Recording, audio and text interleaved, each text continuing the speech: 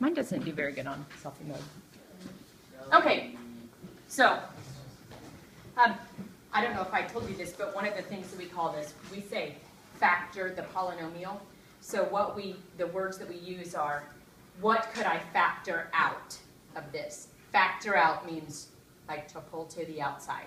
So what number could I factor out of this one, out of both of those? Gage?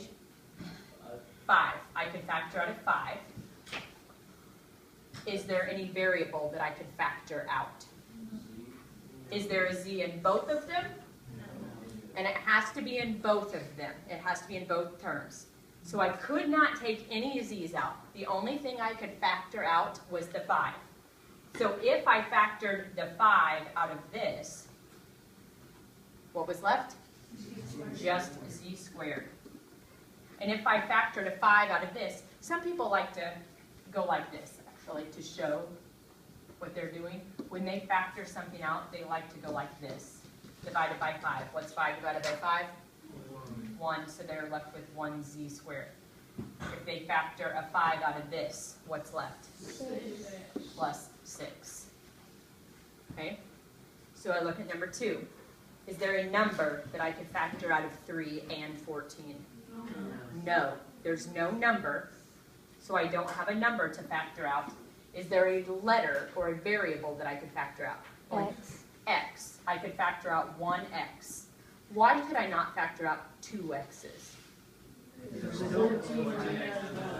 14x does not have 2 of them, and I want to be taking the same amount out of both of them. So this is how some people like to show it. You don't have to, but you can, is if I factored out an x, the 3 would still be left. But if I take one of the x's out, do you guys remember how we subtract exponents when we're dividing? What would x squared minus x to the first, what would that be? Just x. Okay, and if I factored an x out of this one, what would be left? 14. 14. So my factored form is x times the quantity 3x plus 14. Everybody get that one? Okay, so last one. What number could I factor out of this one? 8. Landon? 8. An 8. I could factor out an 8. Is there a variable that I could factor out? Colby? A y. Can I take 2 y's? No, because this one doesn't have 2, so I could factor out a y. So when I took an 8 and a y out of this one, my 8's are 1. So how many y's would be left? A 1y. Okay. Also, you could think to check if I distributed that back in, would 8y times y be 8y squared? Yes. Yes. Okay. Minus, if I divided 8 out of 24, what would be left? Trent? Did you have a question? Yeah. I did 4. Okay. So 4 does go into both of them. However, when you're factoring out, you want to factor out the greatest common factor. So would it be wrong?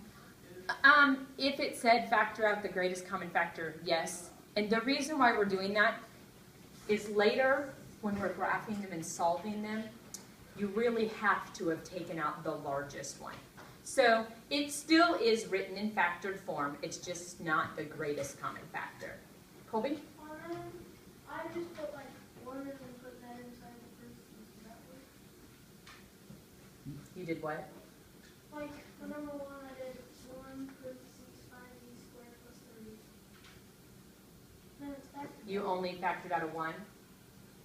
Again, that's just not the greatest common factor. Yes, 1 does go into both of them, but 5 also does, and we want the largest number. Yes? If you didn't do the greatest common factor for it, is there a way you could tell that it's not? Yes. Okay. Trent, you factored out a 4. Did you also factor out a y? Yeah. Tell me what you had left on the inside. 2 minus 6. If you look at this, do you notice anything about the 2 and the 6?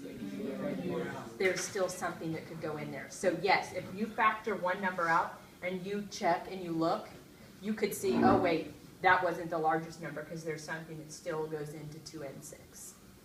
Okay, let's finish this one up. If we took the 8 and the y out of there, the 3 is the only thing that would be left, so that should be your answer. Does that kind of make sense? Yes? So this says to solve this. Solving is what we did yesterday. What form did a polynomial have to be in order to solve? It had to be in factored form. Right now, this isn't even in standard form. So what we're going to do is we want to put it in standard form. So I'm going to draw a line through the equal sign. I need to have my entire polynomial on one side. What could I do here to get this minus 6g over here? Can I add 6g to both sides? I could add 6g to both sides. So I would end up with 4g squared plus 6g equals, what would be left on this side? 0. Does this look similar to what we did last night? Yes. We have the equal 0. The only thing is, this is not in factored form.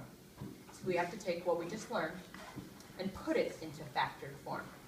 So what number and or letter could I factor out of 4g squared plus 6g? Ben? 4. Okay, does 4 go into 6? Does it divide into 6? 2. 2. So I could divide a 2 out of both of those. Is there a letter? G.